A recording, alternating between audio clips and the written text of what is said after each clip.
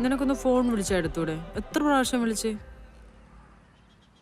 ഞങ്ങളും നിന്റെ കൂട്ടത്തിൽ ഉണ്ടായിരുന്നല്ലോ, ഞങ്ങൾക്കറിയാലോ എന്താ സംഭവിച്ചെന്ന് അല്ലേ? നാണം കെട്ടത് ഞാൻ മാത്രമല്ലേ? എന്തത്? ഒരു രോഗിയെ കാണാൻ വരുമ്പോ ആപ്പിളും ഓറഞ്ചൊക്കെ തരേണ്ടത്.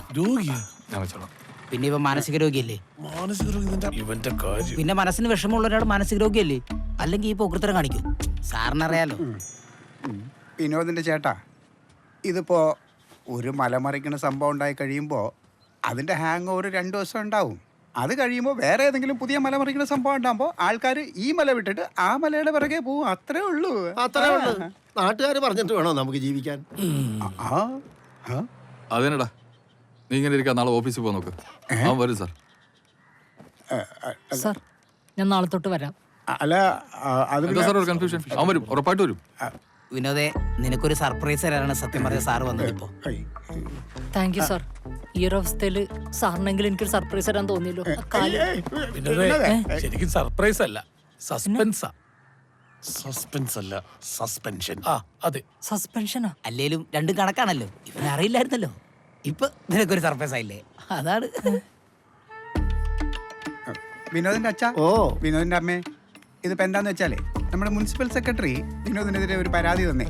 അതിന്റെ അടിസ്ഥാനത്തിലാണ് നമ്മൾ ഇപ്പൊ ഈ സസ്പെൻഷൻ എടുത്തേക്കുന്നത്. ഇതിപ്പോ ഒരു 6 മാസമേ ഉള്ളൂ വിനോദേ. അത് കഴിഞ്ഞാൽ ജോലിക്ക് വരാം, സംശയിക്കണ്ട. വരാം. എടാ, 6 മാസം എന്ന് പറഞ്ഞാൽ ദാന്നങ്ങ് പോവും. നീ ഒരു ടെൻഷൻ അടിക്കണ്ട. എന്നാ പിന്നെ നമുക്ക് എല്ലാവർക്കും കൂടി ഇതങ്ങോട്ട് കൊടുത്താലോ? വിനോദേ, ഇതങ്ങോട്ട് ഐശ്വര്യമായിട്ട് മേടിച്ചാട്ടെ. സാർ, ഇത് കല്യാണക്കുറി അല്ലാണ്ട് സസ്പെൻഷൻ ഓർഡറാണ്. എന്നാലും ആരെങ്കിലും ഒരു ഫോട്ടോ എടുത്തിരുന്നെങ്കിൽ.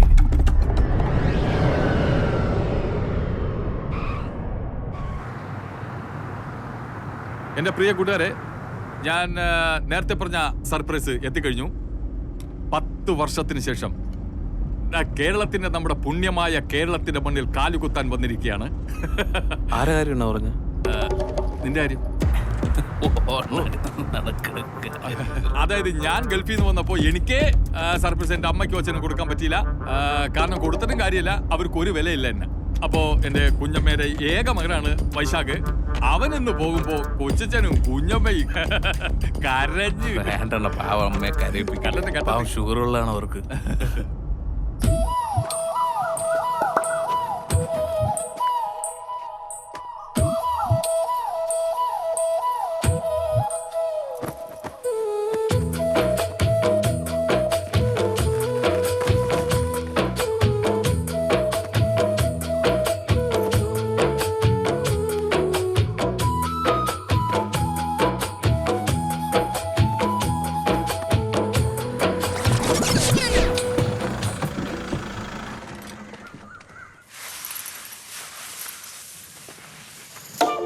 കൂട്ടുകാരെ, ഇന്നൊരു അടിപൊളി സർപ്രൈസ് ആണ് ഞാൻ കൊടുക്കാൻ പോകുന്നത്.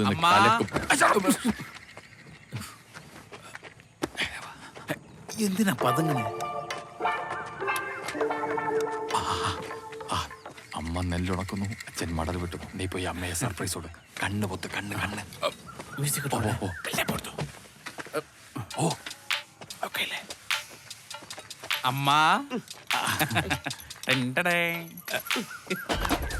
അതെ, ഞാൻ പട്ടി.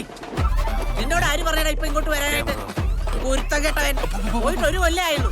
അറബിയോട് വഴക്കുണ്ടാക്കുമ്പോഴേ എനിക്ക് അറിയാന്ന് അവരിപ്പോ പറഞ്ഞു വിടുള്ളൂ. അറബി എന്നെ ഭേദം. പച്ചമടൽ വെട്ടിയച്ചാ ശ്രീരാജേട്ടാ വിളിക്കണം.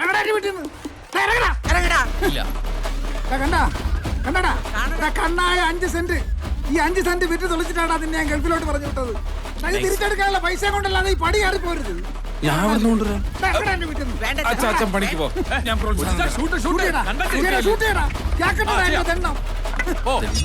നിന്റെ ജോലിയോ നീ കൊണ്ട് കളഞ്ഞു. യവന്റെ ജോലി കൂടെ കളഞ്ഞപ്പോ നിനക്ക് സമാധാനായ?